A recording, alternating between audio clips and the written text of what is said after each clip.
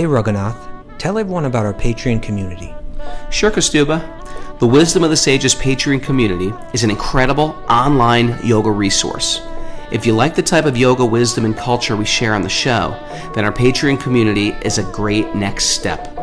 This is a listener-supported podcast, and any level of sponsorship will unlock a wide range of live and archived classes, talks, and even workshops.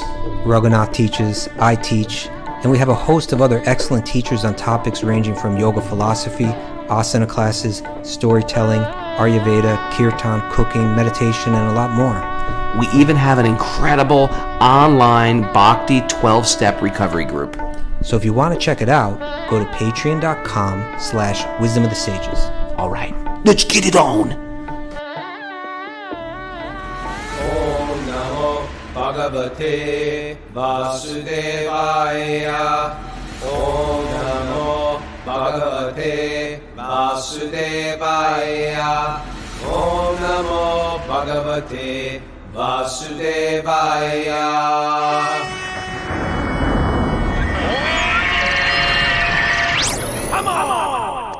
Live from Super Soul Farm, this is Wisdom of the Sages, a daily yoga podcast with your host, Raghunath, and co-host and senior educator at the Bhakti Center in New York, Kaustubha Das.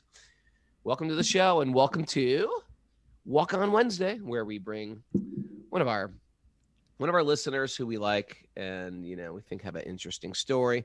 Bring them on, pick their brain, and we do it for about 5 or 10 minutes, just get to know our community. It's about a community, isn't it, Kaustubha? Sure. People throw this word around a lot in bhakti, in spiritual life, in progressive spiritual life. It really is about community, and it's a community to upgrade instead of degrade. It seems like those are the options of this world. There's usually nothing very static. It's either we're evolving or devolving.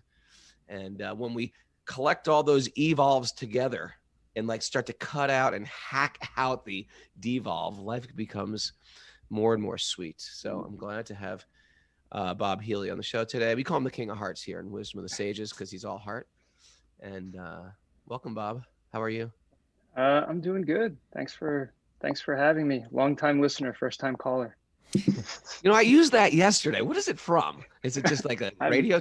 Just from radio I wrote shows. that. Yeah. I think back when people called into radio stations and radio played stuff. Oh, okay. It was a thing. That makes sense. Like Dr. Drew or something like that. Yeah. He is. King of Hearts is a longtime listener. And he sort of stumbled into our life via Damodar Swarup not that long ago. And then he's just got very, very serious about his spiritual life. He came to India with us. You want to tell your story, how we got together? Sure. I used to go to classes at Palo Santo down in Philadelphia, and I live about 25 minutes from there in southern New Jersey. And I met Damodar. Palo Santo is I'll just put it out there, it's a great hub. If you're in the Philly, South Jersey area, it's a great hub of Bhakti yoga. And Damodar Swarup and Radha Priti are great friends and just inspirational couple. They run that as well as Baba Wellness in Tucson. That's their business. We always support babawellness.com for all your immunity system boosting needs. Okay, so you met Damodar Swarup and crew. And I was just really taken with the fact, I had practiced yoga for years, and I was really taken with the fact that they sort of, Damodar in particular and his wife practiced a lot of what they talked about, all the philosophy that they would talk about. They had this real strong community. And I was kind of a skeptic, like a card-carrying skeptic when it came to yoga with a lot of things. It was a very physical practice for me at the time. So they had a lot of qualities that I wanted, frankly, that I wanted to emulate. And so I just started to hang out with them. And Damodar told me about you, Raghunath, and also another teacher that I went to, Justin Riley, who's in South Jersey, at a studio called Yoga Rebellion, which is also a real excellent studio. Love Justin. And so, I went to a kirtan in August with Damodar down, I think it was at Ohana Rising, down at the shore. And I met you there, and we met for like 20 minutes. You commented on my tattoos. I commented on yours. And then a little bonding there. Little bond, Little, male, little, male little. bonding there, like your Well, tattoos. Love I yours. used to sing in a punk band, which I know is a familiar story for you. And then, from there, one day I registered for the 300 hour in Govardhan Echo Village, and about 2 weeks later, I was sitting in jury duty of all things, and I was like down to the last like 30 people, and I thought, oh my God, I'm gonna get picked, and then I'm not gonna be able to go to India because this trial's like gonna go in a month or so when India happens, and I got a text from you out of the blue that said, hey, what are you doing 2 weeks after pilgrimage? I'm like, who's this guy that I've met once that I've heard so much? How did he even get my number? And How did you get that number, Raghunath? I think I put it up. Stalker of sorts. So I'm like sitting there. I had the Ramayana next to me. You can't make this stuff up. I'm reading the Ramayana, waiting for them to call my number, and I just sent a text back like, I don't know. Going home? Oh, we're going on this pilgrimage. You want to come? I'm like, let me check with my wife. Checked with her, got the okay, and having met you once, but having heard people appreciate you for such a long time, agreed to go on pilgrimage as well, and then got to GEV, did my 300 hour with you, and got a lot of really good tools. Was still a really big skeptic on this whole bhakti thing. Thought I got some good tools to work on my sense gratification and sort of upgrade my life, as you mentioned earlier. And then I went on pilgrimage, and a lot of things changed. I had the good fortune to room with Paramananda. He's always fun to room with. He's always fun to room with, as well as being a master. It's his birthday today, by the way. It is his happy birthday. Birthday to Paramananda. So as well as being a self-professed master of sense gratification, he would tell you that. He knows, like, that guy has a mystic city to find every good food spot in, like, wherever he is. You could drop him in the middle of the Sahara Desert and be like, there's a really great juice bar like a block down. We should go check it out. So I was able to room with him, and he was able to answer a lot of my questions. We would have these like really deep late night conversations where I would just ask him about Shastra and ask him about different things that were maybe, that these questions that I had. And he was able to provide great responses. This is the beauty of, like, this is the Bhagavatam. This is the questions and answers that go back and forth eternally on our spiritual path. And when you get a satisfying answer, they don't have to talk. You know what I mean? When the person knows, and how do we know? We know from disciplic succession. And when a person knows, they don't have to go some very, very long, detailed answer. It's very succinct, and it's impressive. Continue. So, yes, sir. So we ended up at that mystic's house. Oh yeah, the and mystic. he had a lot of good predictions for people. I think he predicted that Paramananda should have been a Shavite. That was really funny.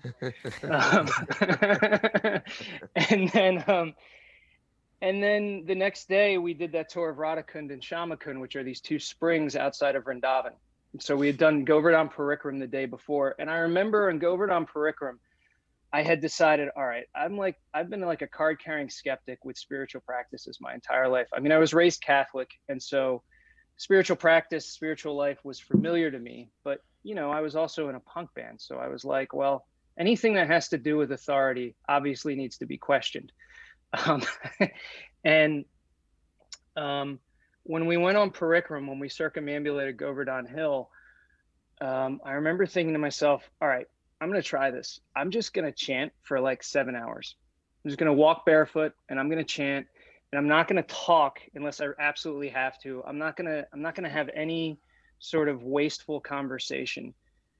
And so I did that for like, I don't know, I think Parikram, it was 36,000 steps, because my phone just gave me a reminder yesterday from like a year ago. We were all there. Wow. And so it was like 7 hours.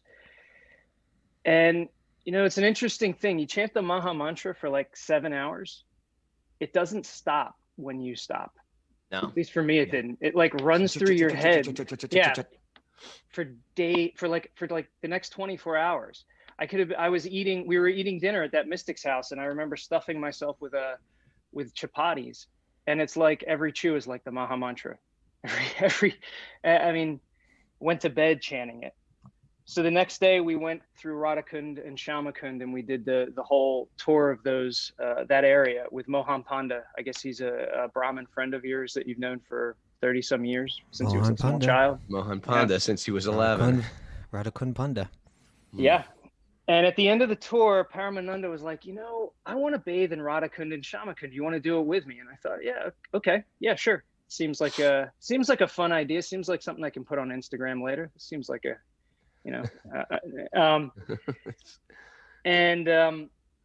and so he told me that we should ask the permission of the Bridge Basis to do that, the people in Vrindavan. So we asked Mohan at the end of the tour, and he said, oh, yes. Let me tell you all of the mantras that you should say and how you should do it, because I would take you myself, but I'm not going to be there. I have to leave. I'm going to go see a friend of mine in the town over.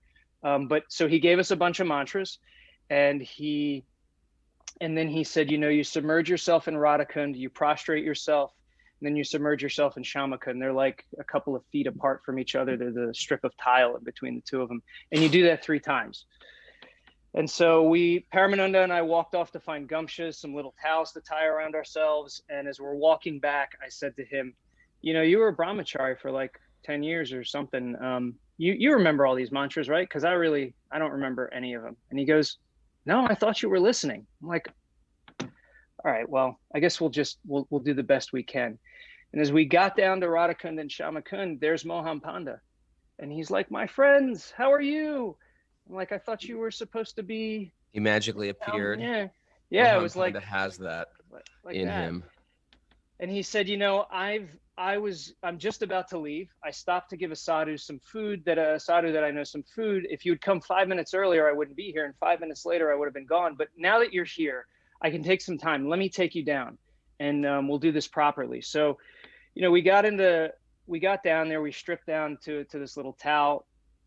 And if you've never been to Radhakund, it's not like, how would you describe it, Raghu or Kaustubha? It's not like the crystal clearest water you'll ever see in your life. You might have some, you got to like pond swimming, it's got that sort of like, it's a little green sometimes. Yeah. It is spring fed. It is spring fed, but And it's January or early February. It's cold. So it's cold. And there's a chain that you sort of hold on to as you walk down the steps so you don't slip. So as we got in there, I see Paramananda, and he dunks himself. And, there's a mantra or a mudra that you're supposed to do that I obviously missed out on. I paid for in spades. Plug your nose as you dunk yourself so water doesn't go up your nose. Oh, you didn't do that mudra? No, I didn't. It's an important mudra. So I dropped in, and all of this green sacred water went up my nose. Sacred water. Up my nose and down my throat. And I remember thinking, well, this is it. I've made it through a month and some change in India. No diseases. Not going to die. This is where I get typhoid. I die on my spiritual quest here at Radhakund and Shamakund. How lucky am I? Not a bad way to go, but at least you're going high. You're going high after you leave your body. You got to look at it like that, Bob. So we got out. I'm freezing cold, and they say you're supposed to pray and keep that firmly fixed in your mind. So there were 3 things I was trying to pray for, and as I prostrated myself, I couldn't remember any of them. All I could think of was my body's so cold. I don't want to be here. I want to be anywhere but here right now. My mind wanted to think of a place where I was warm. And it was the first time in my life where I was really able, there was this part of me that was just like, almost sort of grabbed my mind and threw it to the side and said, no, you know what, we're here. And for the next, 3 minutes, I'm going to be very present. Like, my mind doesn't control me. It wants to be somewhere else. But this is where my soul wants to be. It wants to be on this floor, prostrated in front of this guy with cudgel under his eyes and long fingernails, chanting whatever mantras he's telling me to chant. And so, it was the first time I really experienced that idea of, you're not the body, you're not the mind. There's something more that you can use. There's something more that you can use to sort of get you through your day. And so I I submerged myself in Shamakund. I remembered the mudra this time, so that was helpful. And then did that 3 times, chanted, and at the end of it, being very, very cold, thought, okay, I did it. I remembered the things I was supposed to pray for. I had this real intense experience. Now I'm going to get warm. And Mohan Panda goes, sit down, chant 1 round of Maha Mantra on beads. It's like, nice. Good job, oh Mohan Panda. So we did that. And at the end of it, Mohan hugged both Paramananda and I, gave us this big hug. And I remember thinking to myself, here I am, dripping wet in a gumsha and nothing else, in like 60-degree weather, hugging a Indian man with long fingernails and eyeliner under his eyes, who is saying to both Paramananda and I, yes, yes, yes, you're both very beautiful. Come back soon, my dears. and thinking, this makes no material sense. If I tell anybody about this at home in that manner, it's not going to make any sense to them. Won't understand it. But at that moment, I had this realization that, you know, I thought I got a lot of really good tools hanging around people who were into bhakti. And I thought maybe one day I'll have this wonderful spiritual path. What I realized was that, you know, if the soul's true nature is to reconnect with God, then on some level I have to learn to love God. And I don't, you know, if you had asked me before about my relationship with God, I would have told you I have one. It's not very good. We don't get along really well. We don't really talk very often. I kind of think he's a jerk. I don't think he's really working for me. It's kind of like a relationship with your parent, you know? Yeah.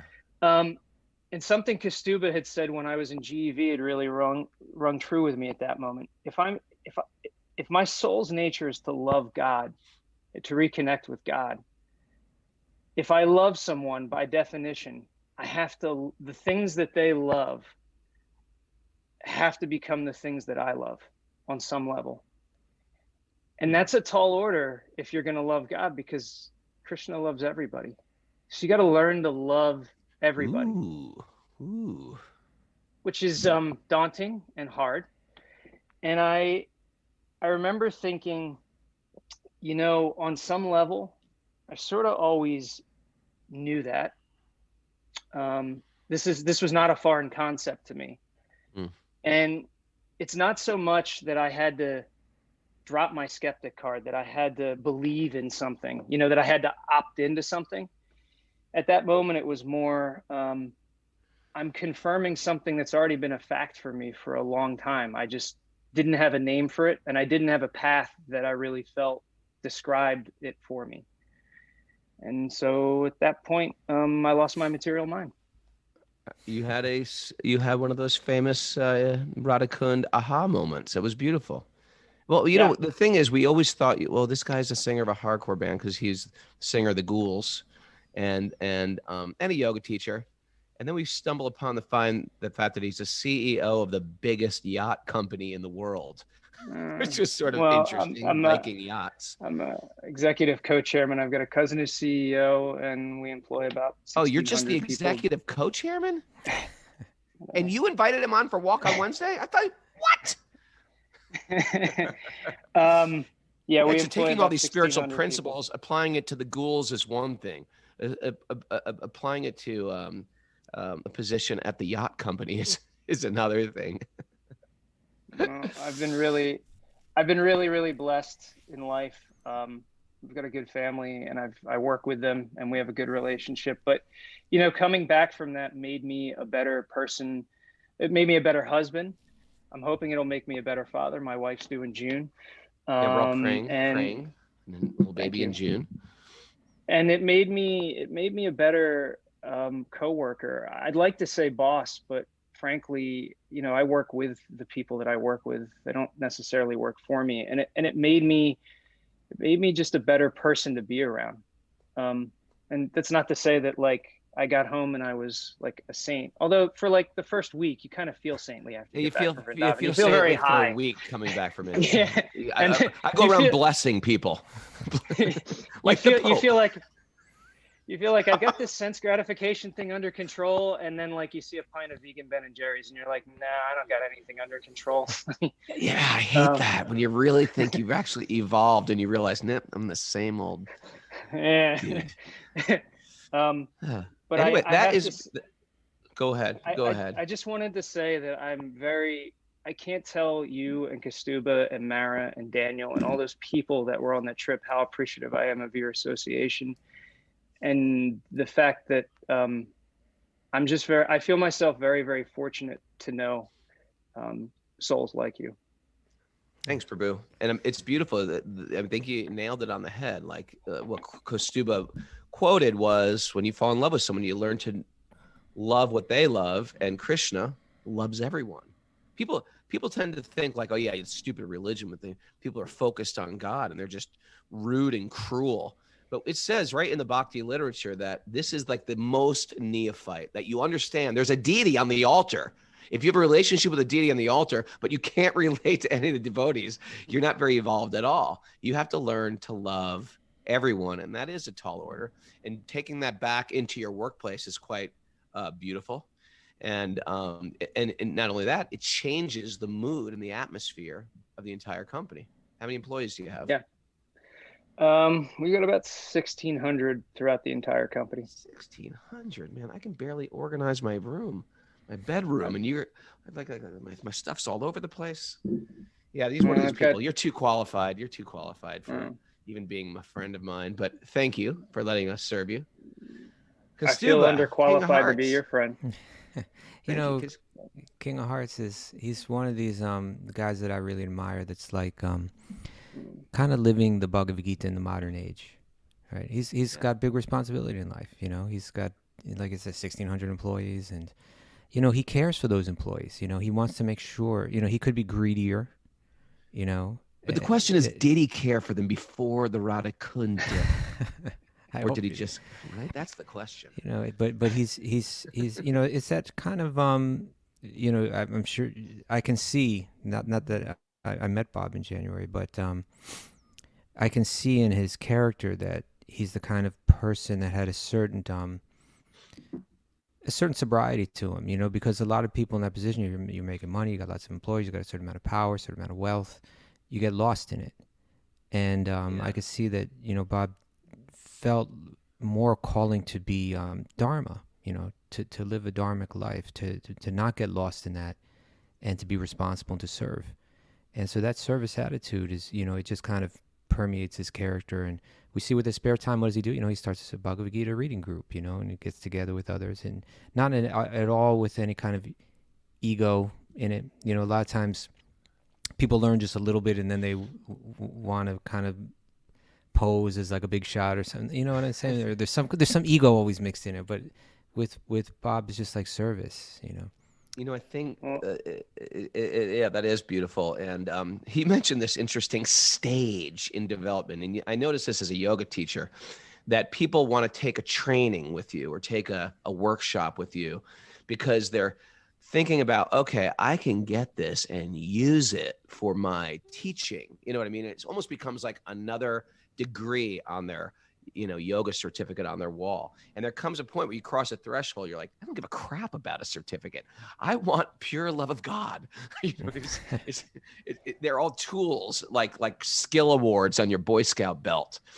But this is different. So, well, I've been very, very fortunate, and it's made me a better teacher as well. And anybody who is interested in that reading group, we do it every Saturday at 7 a.m. It's very expertly scheduled right before the 8 o'clock Wisdom of the Sages. So if you want to start your morning off a little earlier, and you can get that information from me on Instagram, I'm at the Bearded Bhakta. The Bearded Bhakta. The Bearded Bhakta. Yeah. Follow him. Thank you, King of Hearts. Thank you, guys. Thank you. Haribol. Haribol. Oh, that was beautiful. Well, that was beautiful. And I had a whole thing of transcendental tongue twisters that my family was working on to present to you today and to the Wisdom of the Sages audience. But now I think it's too late because we got to get into the Bhagavatam here. Maybe I'll make it Tongue Twister Thursday. Tongue Twister Thursday. But we made spiritual tongue twisters last night over dinner, and we're going to present them, and you guys can vote on which is the best one. And if you find a good tongue twister that you want to add to Tongue Twister Thursday, I'll give you a hint right now. Shikuni's dice demands damnation. Shikuni's dice demands damnation. Come on, it's pretty good. Rocco came up with that. No, nothing. It doesn't twist the tongue so much, though. You gotta tongue twisters are hard. All right, let me try another one. Prahlad put off playing with Play-Doh. Prahlad put off playing with Play-Doh. It's not twisting me enough, you know. Rama rests on wrinkled redwood roots. Rama rests on wrinkled redwood roots. That's pretty good. That was mine. How about this one? Pandu ponders parampara. Pandu, you got to say it. Sometimes you got to say them 3 times. Pandu ponders parampara. Crazy clingy Karna clashed clubs with Kunti's kids. Right? Crazy clingy Karna clashes clubs with Kunti's kids. That's hard one. That's the twister there. Okay, you said you weren't going to do it, but you did it. All right, Parikit prostrates Parikram. Parikit prostrates Parikram. All right. Kaki Karna. All right. Gandhi grinded glittery grains. And that one makes no sense. All right, let's go. Narayanam namaskritya naram chaivan erotamam devim sarasvatim vyasam tato jayam mudiraye. Before reciting the Srimad Bhagavatam, which are our very means of conquest, one should offer respectful obeisances to the Supreme Lord Narayan. Unto Narayan Rishi, the supermost human being. Unto Mother Saraswati, the goddess of learning. And to Srila Vyasadeva, the author. Nasta prayesh vabhadreshu nityam bhagavat sevaya bhagavati uttama shloke bhaktir bhavati naistaki. By regular attendance in classes in the Bhagavatam and by rendering service to the pure devotee, all that is troublesome to the heart is almost completely destroyed. And loving service to the personality of Godhead, who is praised with transcendental songs, is established as an irrevocable fact. Om Jnana Tamarandasya Jnananjana Shalakaya Chakshurunmadatam Yena Tasmai Shri Gurave Namaha. I was born in the darkness of ignorance, but my spiritual masters have opened my eyes with the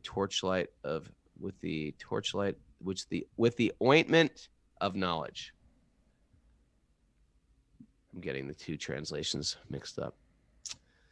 Welcome to the Srimad Bhagavatam, Canto 3, Chapter 2, Text 26. No. Where? I think we're at 30. 30. Okay.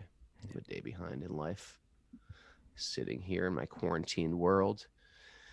Text 30, the great wizards. Wizards? What? The great wizards who were able to assume any form were engaged. Yeah. Okay, I get it. Wizards. They're talking about the evil yogis. The great wizards who were able to assume any forms were engaged by the king of Boj, Kamsa, to kill Krishna. But in the course of the pastimes, the Lord killed them as easily as a child breaks dolls. That was my childhood, breaking dolls. Okay, why don't you just finish the chapter out? There's just a few verses. The inhabitants of Vrindavan were perplexed by great difficulties because of a certain portion of the Yamuna was poisoned by the chief of the reptiles, Kaliya. The Lord chastised that snake king within the water and drove him away. And after coming out of the river, he caused the cows to drink the water and proved that the water was again in its natural state. So that is the beautiful story about Kaliya. You know, these are snakes. They talk about these nagas. They're sort of like reptile, like sort of monsters, you know, like these Komodo dragons or some type of water dragons, sea monsters. Thanks for clearing that up. Well, you know, you think of a snake, but these are these nagas are, and they're considered like lower living entities. But there are some transcendental ones. Can you name the transcendental ones, Mara? This is my trivia Wednesday. What are the transcendental nagas? Who knows? See if they get them before Mara. Go. Vedanta Shesh? Yep, that's one. Um, Come on, somebody on the chat board. What's a transcendental naga? Emmaus. Takshaka. Yeah. Takshaka. I don't love Takshaka. That's the snake bird that bites Mars Prickett at the end of the Bible time. Yeah, he must be a special snake bird, truthfully. That's the only naga I know. Raghu and Ketu. What? That's not a nakshatra. They're not nakshatra. Vasuki. Thank you, Vasuki? Jaya. Vasuki. Yeah. Came out of the ocean. No, he churned the ocean of milk. Okay. The Supreme Lord, Krishna, desired to utilize the opulent financial strength of Maharaj Nanda for worship of the cows. And he also wanted to give a lesson to Indra, the king of the heaven. And thus he advised his father to perform worship of go. That's cows, or the pasturing land and the cows, with the help of the learned brahmanas. O sober Vidura, King Indra, his honor having been insulted, poured water incessantly on Vrindavan, and thus the inhabitants of Braj, the land of cows, was greatly distressed. But the compassionate Lord Krishna saved them from the danger with his pastime umbrella, the Govardhan Hill. So that's when Krishna lifted up the hill and he blocked all the rain. The hill became an umbrella for all the inhabitants of Braj. In the third season of the year, the Lord enjoyed the central beauty of the assembly of women by attracting them with his pleasing songs in autumn, in an autumn night brightened by moonshine. So this is the rasa dance. So these are like the trailers of Krishna's Leela, where the lifting of Govardhan Hill, famous story. You see paintings of that all over the place. The rasa dance, Krishna dancing with all the gopis. The chastising of Indra, who's an incredibly powerful person, and sometimes powerful people, they get proud, and so of course they have to get humbled. It's out of Krishna's beauty, and Krishna's grace, and Krishna's love. He takes away that arrogance, and he humbles them. And for a devotee, that's a very beautiful thing. So that's the humbling of Indra, and of course the breaking of all the dolls. Or the smashing of those wizards, those Mahayogis who could change their shape, is another beautiful thing about Krishna. Mystic powers mean nothing to Krishna. He's the master of the mystics. And so you get a little mystic power, you get a little proud. Krishna humbles you. In this case, he liberates all these, we call them demons, but they're interesting. They're just going against the authority of Krishna. Krishna liberates them. They all have some interesting backstory. It's Krishna's a loving God, not just a vengeful God. Kaustubha. Yeah,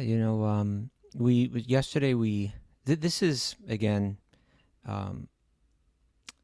Vidura has asked Uddhava about Krishna, and he's just begun to list these highlights. And these are the highlights of Krishna's pastimes in Vrindavan. The next chapter is going to be highlights of Krishna outside of Vrindavan. But we spoke yesterday, these stories which sound kitschy or like fairy tales, the meaning of them, for a serious yogi, what is this all about? And we discussed that there's a key to understanding it yesterday, and that key is, if you want to understand, you can, there are different layers of understanding. But when you get to the end, what these pastimes are about, what these leelas are about, they have to do with creating a setting for the intensifying the exchange of love between God and the soul. And that the exchange of love between God and the soul is really the entire purpose of existence itself, But it's playing out here in these wonderful, fantastic, amazing ways in Krishna's Leela. And this, for a yogi, this becomes important because, we can examine ourselves.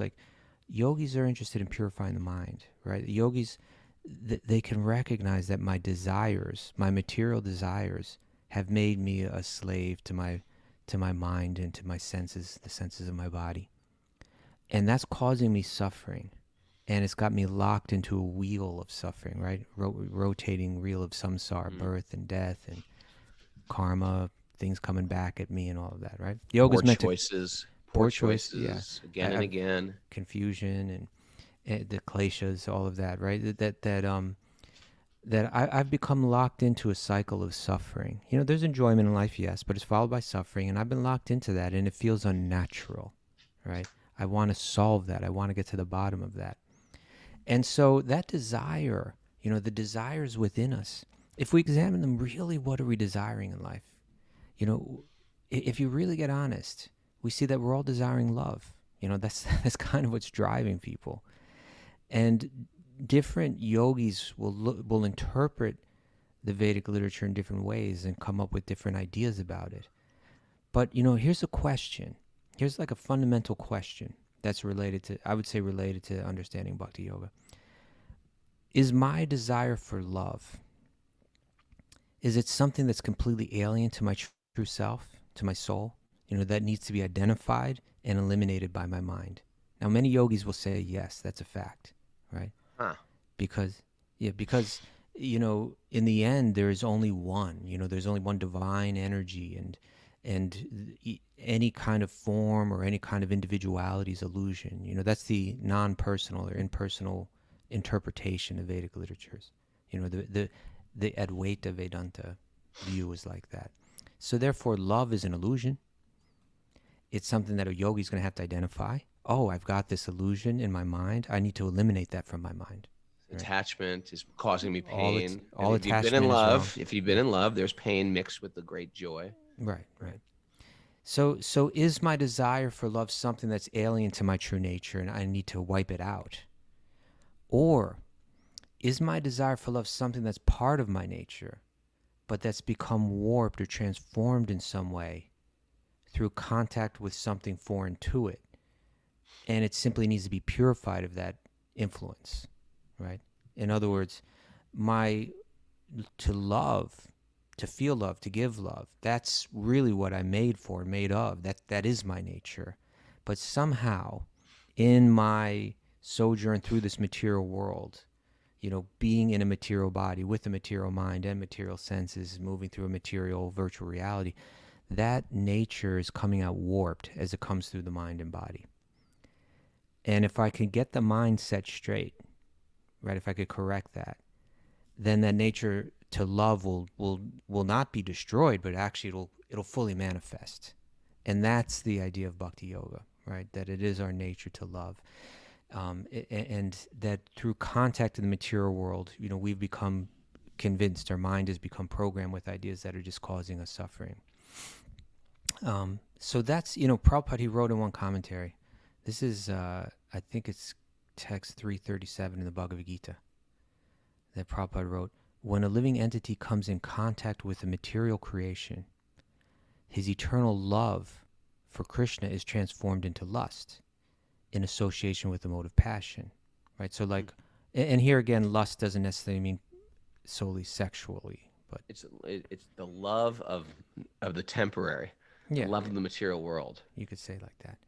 So when a living entity comes into contact with the material creation, his eternal love for Krishna is transformed into lust in association with the mode of passion.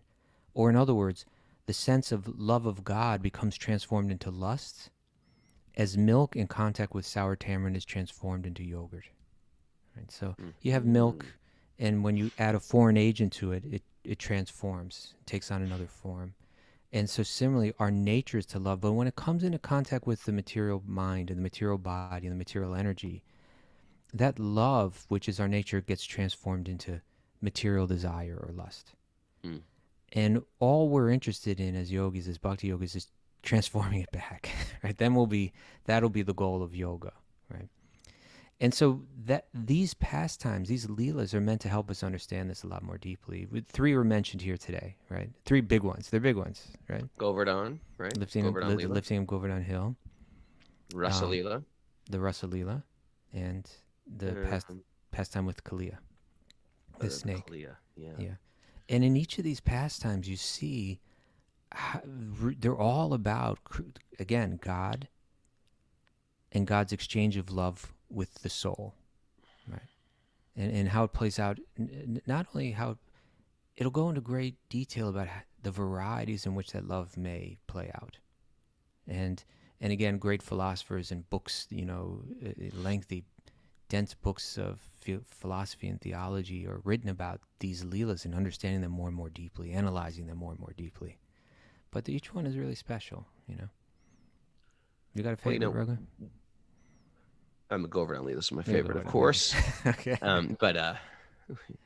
But I will say that when sometimes I present these, or a scholar will look at these, and like any good Western mind, we're like, okay, here's a fantastic story of an avatar of Vishnu, and he's doing this fantastic thing like lifting a hill or chastising a snake, and what can we extract from this? What deep message can we apply to our life? Almost like Bob was saying about the tool, my takeaway tool.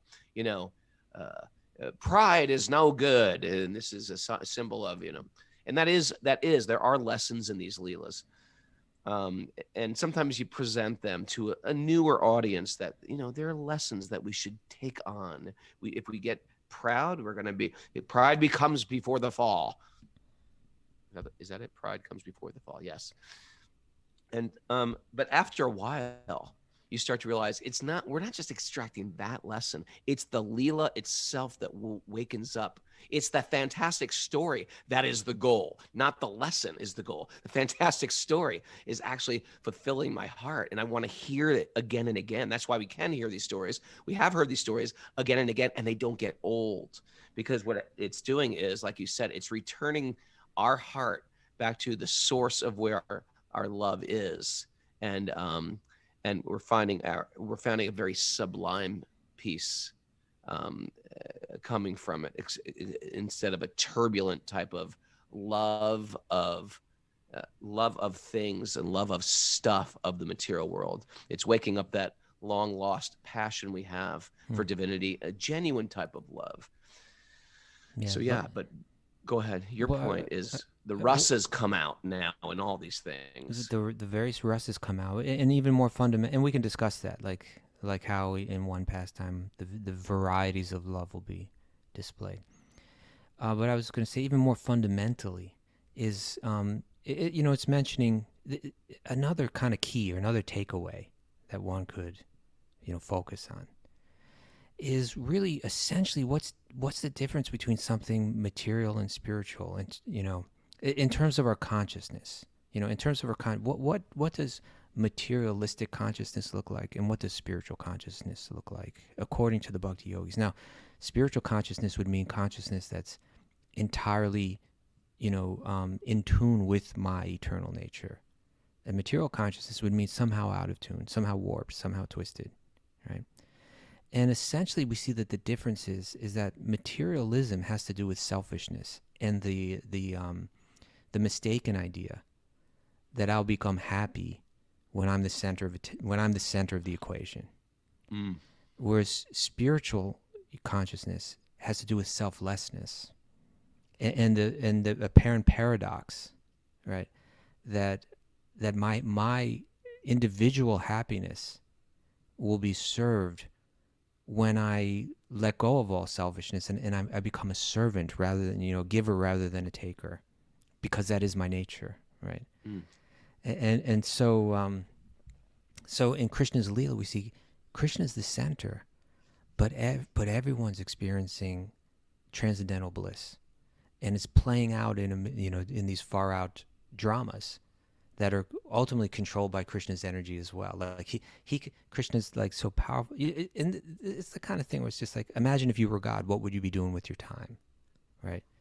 Would you be sitting working on at the computer? Yeah, working at the computer probably if I was God. Would you be sitting at like a big throne, like judging people? Would you? Is that a more rational idea of God? The idea in this theology is that I would be engaged in loving adventure, right? Nonstop. And so that's what Krishna's doing. Loving adventure, I like that. Loving adventure. Loving adventure. And the point is because his will becomes fact, right? that he can, expand him, from his energies can manifest that make all the arrangements for his play, for his exchange of love. And that's what's happening in Vrindavan, that these far out circumstances are being, choreographed, which are intensifying this exchange of love. So let's take this pastime with the snake, Kalia. Krishna's with his friends, right? They're out with it. He's young. How old was he then? Pretty young, maybe 6 or 7, something like that. Yeah, 6 or 7-ish. And they're playing by the bank of the Yamuna River, but like they're seeing like birds are dropping, trees are dying. It's like the birds are dropping from the sky. Yeah, like just boom, dead. You ever see something like that? Just dropping from the sky, bumping dead. the windows. And so there's this toxic poison coming out of the river. Yeah, and they're worried, what's going on. And Krishna knows, there's this toxic snake down there in the water. It's made it its home, Well, the kids are dropping dead too, right? Yeah, I think the kid. Yeah, the cowherd boys are dropping dead. Yeah, imagine if you see all the people that you love dropping dead. What the heck is going on? This is this is big news. It is. So something has to be done. So Krishna climbs up, in the tree, and it says that he. There's one detail that always interests me, and I think this detail is also repeated in the Ramayana. But before he jumps into the water, it says he tightens his belt. His belt. He tightens his belt, and his sash. I think it also may say something like that about Hanuman before he jumps. I think it's a thing, and you know how I know this? Yeah. Because he does 2 things. Do you remember the other thing he does? Not sure. He slaps his arms. I was going to say that. Yeah. Okay. He slaps his arms, and so it's one of these things when you're a wrestler. Because I've been to wrestling places in India, because I like wrestling. They tighten their belt. They have like a sash thing. And they tighten themselves, and they throw sand on their arms, and they just slap their triceps, and it's sort of like a. It's like a mental thing. Like a golfer will like line it up, or a baseball player will swing the bat a few times. It's what you do before you start the fight. Yeah, yeah. So that's what Krishna did. He tightened his belt, slapped his arms. I also wonder if it has anything to do with like the bandhas, what is that? The bandha, the yogic bandha around the waist. Is that Uddiyana bandha? Uddiyana bandha. I don't think it does. How do you know? I don't know. I didn't ask them. You're right. It could be. Because I don't think it's anything, man. No, but because before you do, just like in an asana, before you do something physically challenging, generally you kind of contract like that, Okay, maybe it's the bandhas. Okay, yeah, I'll give you that. I'm not saying that's the only that's the only explanation, but there could be multiple. Any case, Krishna jumps into the water, and he draws that snake out of from underneath the water. But it's like a multi-headed, like really ultimately terrifying creature. Yeah. And very quickly it kind of gets Krishna, all wrapped up. There's people on the sides first calling Krishna help. People are dropping dead. Krishna, help us, Krishna. So they're like in deep fear. And then the object of their love is diving towards that fear. Right. Oh my God. Oh my God. This brings out intense emotion. So this is the rasa you're talking about. That's right. And you have all varieties of rasa. Again, rasa is referring, the word means taste or flavor or juice, but it's in this context it's being used to refer to the varieties of love, and they go into the commentators on these books, these great Bhakti-yogis, they go into great detail about these varieties, but primarily you have the love of friendship, the love of a parent to a child, and the romantic love. And so on the bank of the river, you have Krishna's friends, you have Krishna's parents, and the elderly people that love Krishna with parental love. And you also have the girls of Vrindavan, and they're all watching this together, right? They all have a different type of love. They all have a different type of love. They're experiencing a different type of love. Yeah. Imagine if your beloved was jumping into dangerous water. Imagine if your son was jumping into dangerous water. Yeah, and not only jumping into dangerous water, but now it's all wrapped up in the coils of this ferocious slimy snake. serpent, Huge fangs. right? Don't forget that they are slimy. And the You know, way if you're they getting move, wrapped up by a serpent, I think the slime would be the last worry on my mind. It's all that poison and the fangs and the constriction and all those things. Yeah, have some fun on YouTube and just Google serpent attacks or serpent attacking. I'm serious. These things, it's a really horrible way to die. It's a slow death of getting digested in the stomach of a serpent. So that's what everyone's thinking is about to happen. Well, he's tender Krishna, right? Beautiful. Yeah. This beautiful boy is all wrapped up in this, horrifying, multi-headed snake. But somehow, and this is the point, somehow he slips out, right? Somehow he slips out of the grasp of Kaliya the snake, and he gets on top. And so imagine the heart of the devotees watching, like, he's free. He's on their head. Yeah. Right? He's on their head. And not only that, he doesn't just like beat this snake down or anything like that. He, in the most artistic fashion, he begins to dance on the heads of the snake. Right? Like you see in classical Indian dance, where it's like, you've seen that Bharatanatyam, right? It's like boom, boom, boom, boom, boom. Yeah, it's like they have those big bells on their ankles, right? And there's also something frustrating because he's a little boy and it's a massive snake. If sometimes we have these, sometimes the chickens are at the Super Bowl, they jump on the heads of the sheep, and the sheep are just like, where the hell is that chicken? And they have no arms to get this chicken off. So they just walk, they're just like, what the hell? It's like the most vulnerable place, like right on the hood of the snake. Krishna's dancing and it's sort of like, get off. And so as that happens, so you can imagine the heart-wrenching experience that everyone on the bank of the river is going through. But as they see that Krishna's not only escaped from the grip, but he's in control. He's in total control. He's not only in total control, and he's winning, but my God, he's doing it in the most amazing, artistic, beautiful, creative way. He's fighting. And all the inhabitants are thinking, by the way, for all you Shiva bhaktas out there, Shiva is known as Nataraj, the king of all dancing. When they saw Krishna dance like this, they said, oh my God, this is the king of dancing. Oh my God. Look at Krishna. Like in the midst of the greatest danger, he's pulling off. He's beating that person up with like a dance. If you've ever seen like, if you Google up something like, multiple attackers, something like that. What do you Google, Raghunath? Where do you Welcome to After 11 p.m. with Raghunath, multiple attackers. And you see someone very gracefully defeat multiple attackers, like a Bruce Lee movie or something like that. This is Krishna. He's sort of like, it's not just like he's beating the snake and chastising the snake. It becomes very artful and beautiful just to witness. And they're thinking, this is the king of dancers. This is not only Rasaraj, he's Nataraj. He's the king of all dancers. Oh, Krishna. And he makes you fall in love even more. Right. Like he's such a hero. Right. And his victory here, his beautiful artistic victory, it depending on the variety of your love for Krishna, it manifests in different feelings and different expressions, right?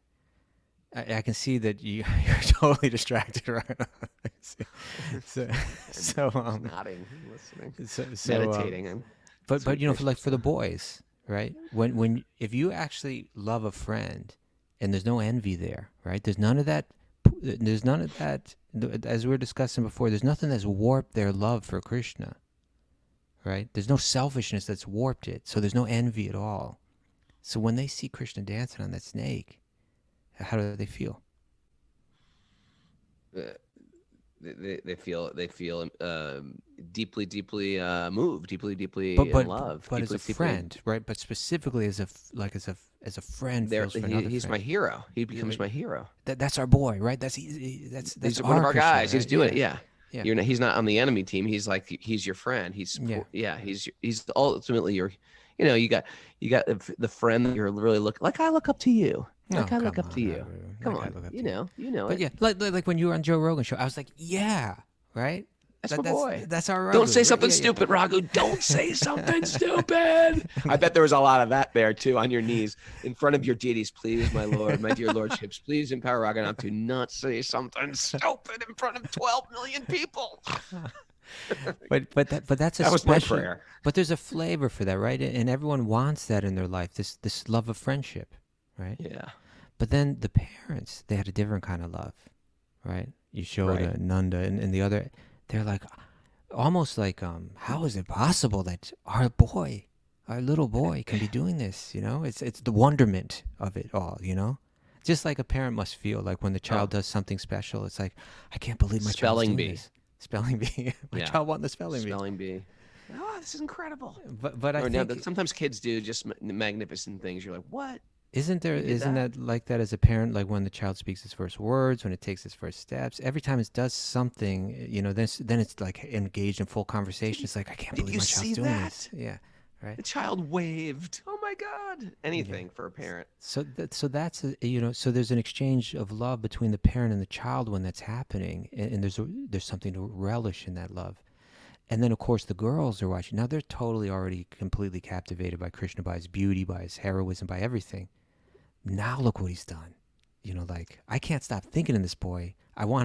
So much so that I wish I could, you know. And now he's gone and done this. These are You know? such interesting nuances of love. Don't you feel like the whole world should know about this stuff? It has to. It should has be in the to, yeah. conversation. CNN, Fox News, BBC. This should be interesting. Listen, I mean, everybody should be talking about this. Don't you feel like pundits should be quoting? Yeah, this reminds me of Krishna consciousness. You know, we got to get serious about our spiritual life. Well, they have This been is for like- centuries, but we just need. But it's sitting there in Bhagavatam. It's sitting there in the commentaries of Bhagavatam, right? Let's crack this. Whoop. Let's crack this nut open, crack it open. Kaustubha. Tell the world. You tell the world today during your yoga class. Yeah, I'm teaching yoga at 7 a.m. on supersoulyoga.com. We've got some wisdom of the sages, people teaching. Michelle Berger's teaching today? Yeah, we got Michelle Berger at 6:30 and Trevor Vaughn at 8 a.m. Okay. So And there's it's a big fat yoga morning. And there's a Bhakti recovery group meeting this afternoon at 1 o'clock. On that note, does Duryodhana do dreaded deeds? Does Duryodhana do dreaded deeds? How about that one? Do dreaded deeds? You see, a tongue twister has to not just have the same letter to start the words, but it's got to. Karna clashed clubs. Kaki Karna clash clubs. We're trying. We're trying. Good. We had one last week, right? We had a real good one last week. I forget what it was. Pralamba placates placid playmates. Pralamba placate. I like Pandu Pandu's Parampara personally. How can a clam cram in a clean cream can? How about that? How can a clam? How can a clam cram in a clean cream can? Bolo. Thanks to the King of Hearts. Walk on Wednesday. That was nice.